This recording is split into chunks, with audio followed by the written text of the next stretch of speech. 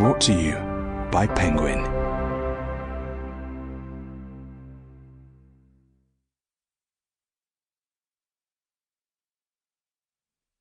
Micromegas and Other Short Fictions by Voltaire. Translated by Theo Cuffe, with an introduction by Haydn Mason, and read by Roy McMillan. Both for ease of listening and because it contains details of the plot, we've placed the introduction to this Penguin classic at the end of the audiobook.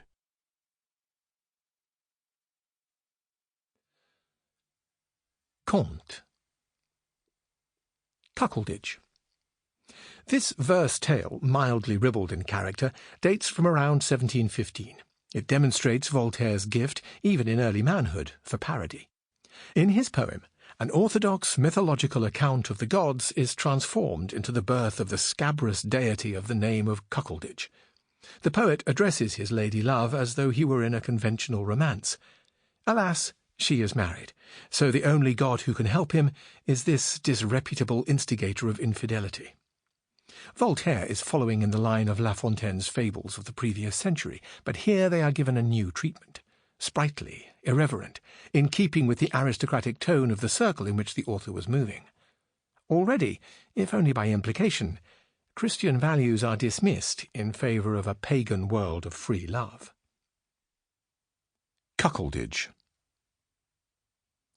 In times past, Jove, jealous of his wife, by whose sport he was made a father, brought forth a daughter from his own head, saying, "Well, at least this one is mine." The good Vulcan, likewise, obliged for his pains by the Olympian court to marry Venus, also wished for a little baby of whom he could be sure he was alone the father, for it was beyond him to believe that the lovely Cupid, and the little Cupids, those ornaments of Cythera, who, though children, can teach the arts of pleasing, were the offspring of a simple blacksmith like himself. He filled the house with his din. Cares and sorrows racked his spirit, jealous suspicions hammered at his brain. A score of times a day he reproached his spouse for her superabundant charms, a dangerous asset. Poor Vulcan made such a commotion that his brain gave birth to what? To cuckoldage. This is the god adored in Paris, this the baleful deity, the scourge of husbands. The moment he was born, he tried out his infant wrath on his father's head. His novice hand stamped the paternal brow with the first sign of horns, the eternal insult. Hardly had this fledgling's feathers appeared than he made divine war on the gentle Hymen. He could be seen importuning that god in every place, seizing his possessions before his eyes, going from one household to the next, sometimes bearing flames and destruction, with firebrands in hand, lighting up his spoils for all to see.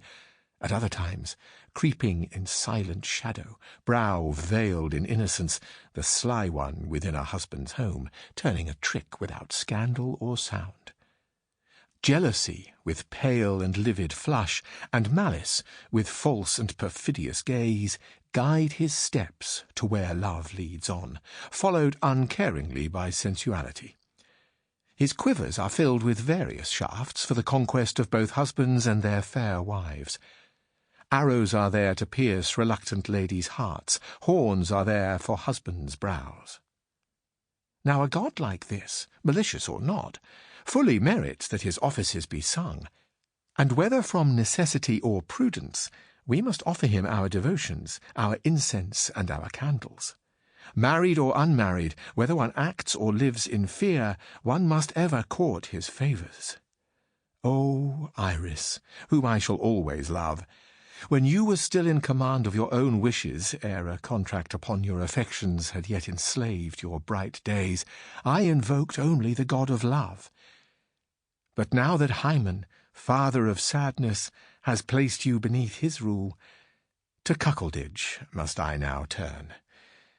He is the only god in whom I can believe.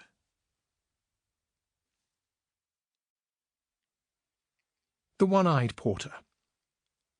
The suggestively erotic quality of the above poem is also a striking feature of this, one of Voltaire's earliest prose narratives, which we now know to date from about 1715, although not...